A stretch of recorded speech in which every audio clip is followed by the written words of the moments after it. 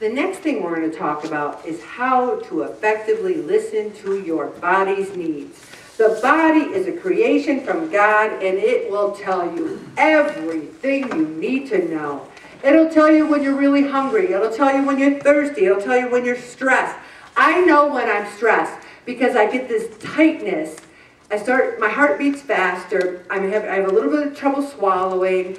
I'm feeling tight. I know. Does anyone else, their body tell you when you're stressed? Do you feel it? Do you get a headache? Do you feel like, oh?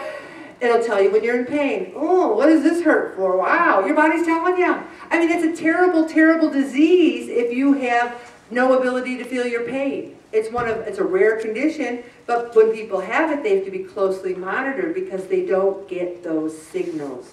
We know when we're hungry. We know when we're eating too much because our stomach goes, you really had enough. And you're like, but it tastes so good. And your jeans are getting tighter and you're trying to unbutton them. It will tell you. It'll tell you when you're thirsty. It'll tell you when you're parched.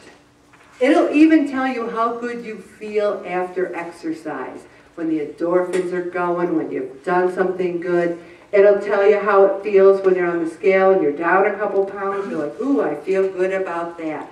One of the things that gets in the way of us listening to our body is the mind noise. You know, I feel horrible about what happened at the Boston Marathon.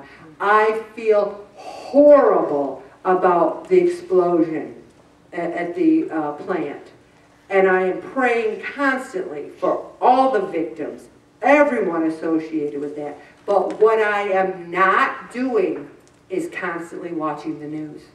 I am not a junkie watching every CNN, every interview, every this, which by the way, have you noticed with this story especially, there's been a lot of misfeeds on information. We got this, no we don't, we got this.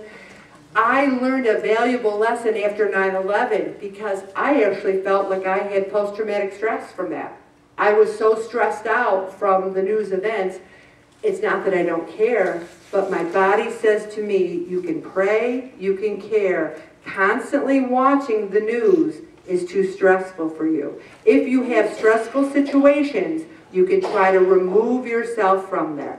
And this article talks about how to listen to when you need to relax. It mentions meditation. It mentions yoga and exercise. Meditation and yoga are great, and I recommend them too, but I also highly, highly recommend prayer. There are people here who go to adoration all the time. Adoration, to me, is such a beautiful way to meditate on the beauty of our Lord. We have a 24-hour meditation right here. It is 24 hours, right, Jean? Yeah. Right here at Holy Family. 24 hours. Go in there. Meditate on the beauty of God. Stop the mind noise. There was a day where I could never calm my mind. I couldn't sleep at night because my mind was going on and on and on and on. I recommend the Hail Mary. And start an exercise routine.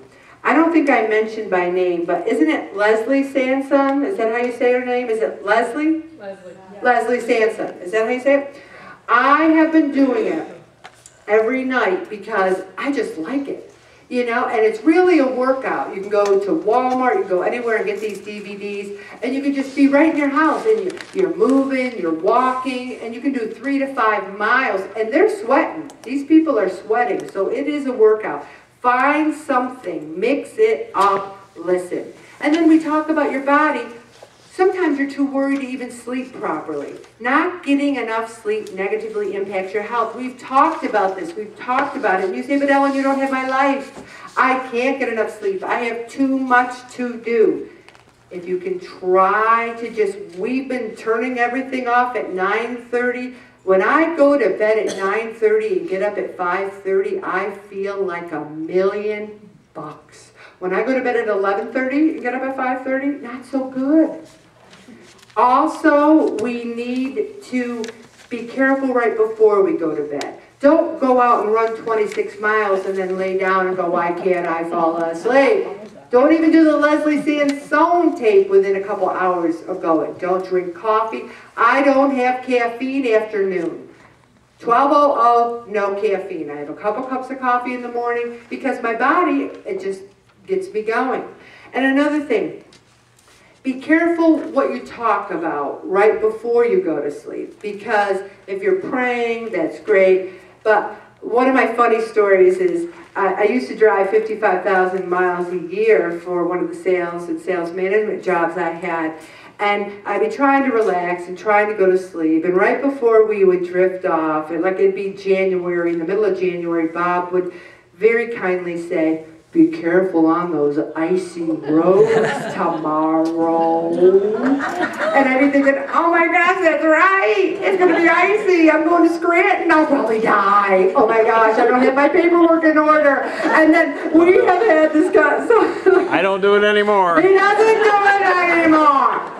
He'll catch himself though. Like if something big is, like say something big is the next day, he'll go, good night, you know?